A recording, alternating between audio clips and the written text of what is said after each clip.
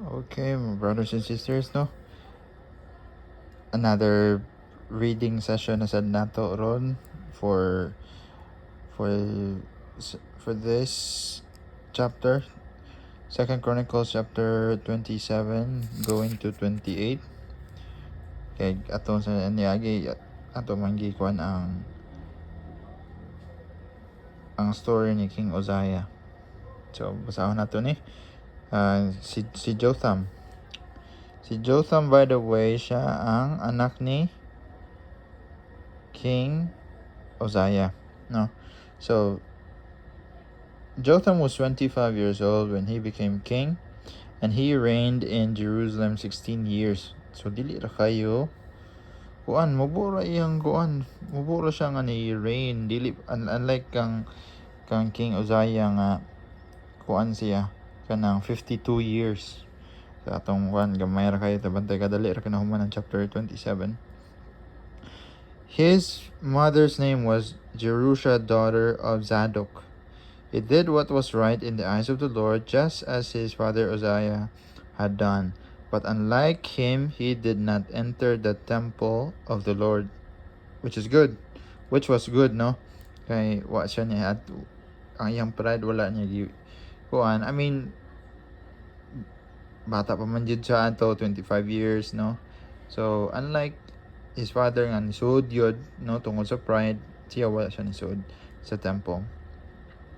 So the people, however, continued their corrupt practices.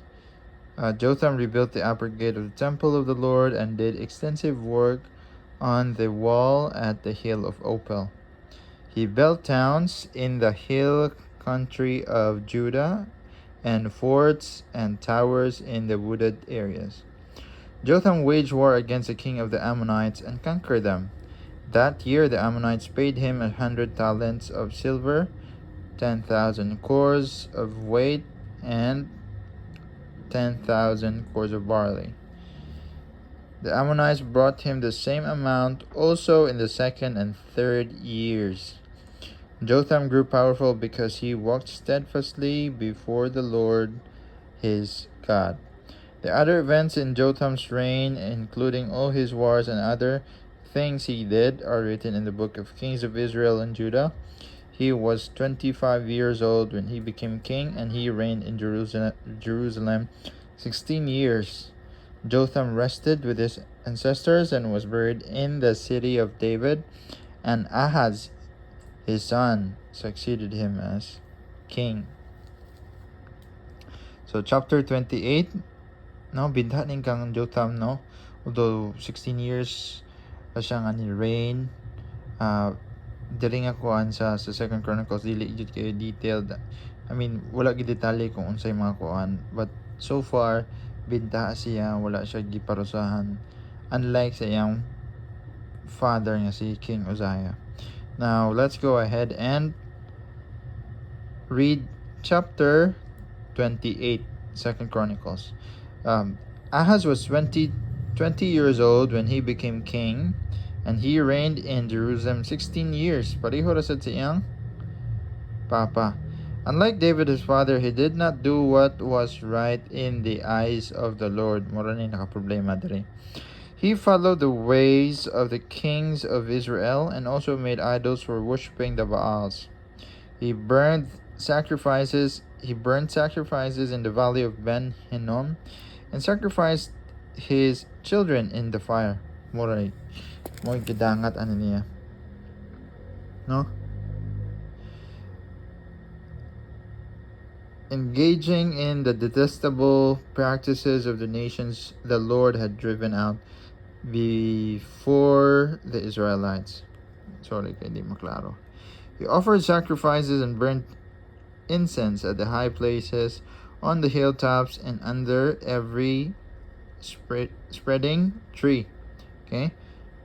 Verse 5, therefore the Lord his God delivered him into the hands of the king of Aram. The Arameans defeated him and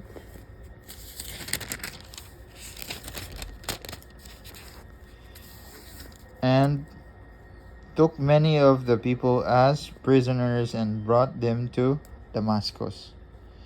So, kaning panahon, kaning mga Arameans kuan ni siya kung kag isigutan mo Damascus mo ni ang Syria karon no mo ni ang Syria, capital city of Syria.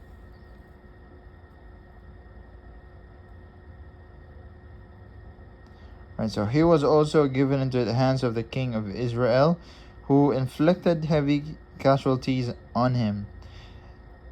In one day, Pekah, son of Remaliah, killed 120 and 20,000 soldiers in Judah, because Judah had forsaken the Lord, the God of their ancestors. Zikri, an Ephraimite warrior, killed Maaseiah, the king's son, Azrikam, the officer in charge of the palace, and Elkanah, second to the king. Okay, so bali, second to the king. The men of Israel took captive from their fellow Israelites who were from Judah 200,000 wives, sons, and daughters.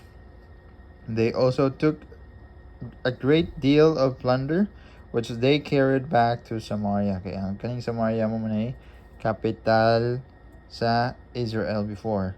So, but the prophet of the Lord named Oded was there, and he went out to meet the army when it returned to Samaria.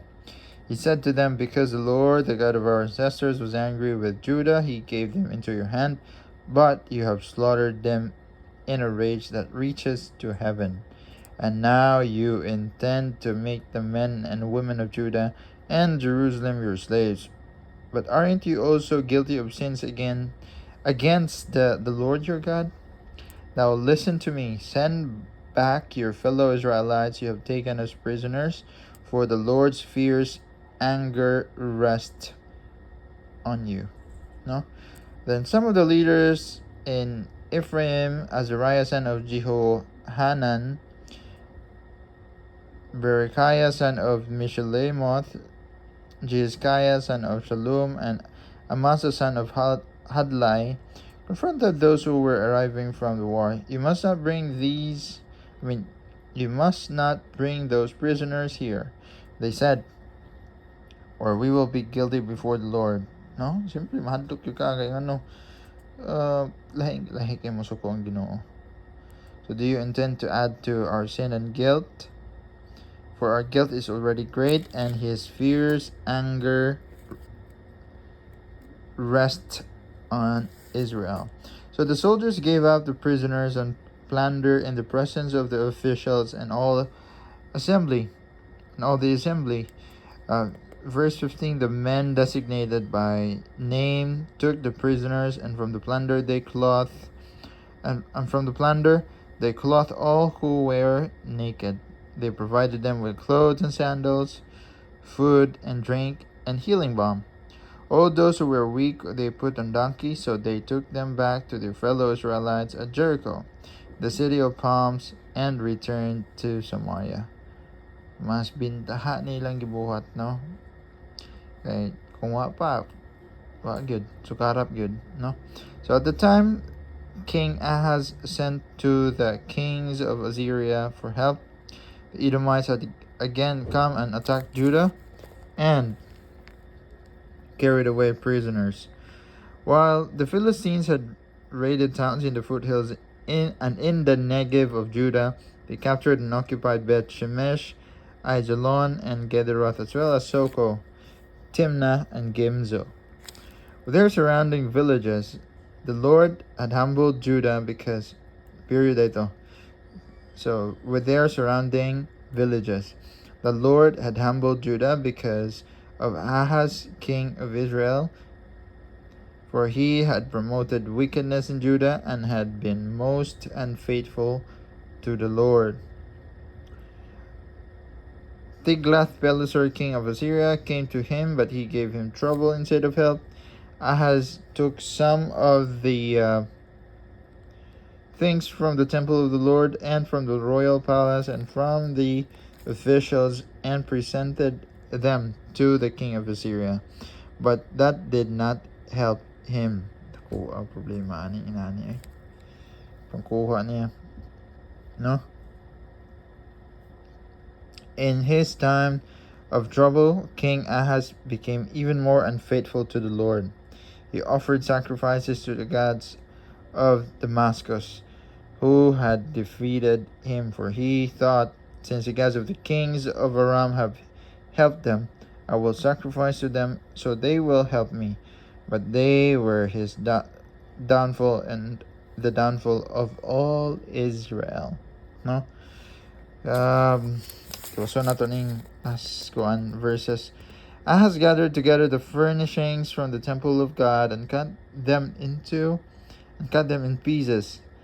He shut the doors of the Lord's temple and set up altars at every street corner in Jerusalem. Every town in Judah he built high places to burn sacrifices to other gods and arouse the anger of the Lord, the God of his ancestors. The other events of his reign and all his ways from the beginning to the end to end are written in the book of the kings of Judah and Israel. Ahaz rested with his ancestors and was buried in the city of Jerusalem. The king of Israel, the Hezekiah, his son, succeeded him as king. Hezekiah.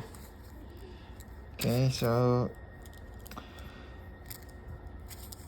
was bindaha si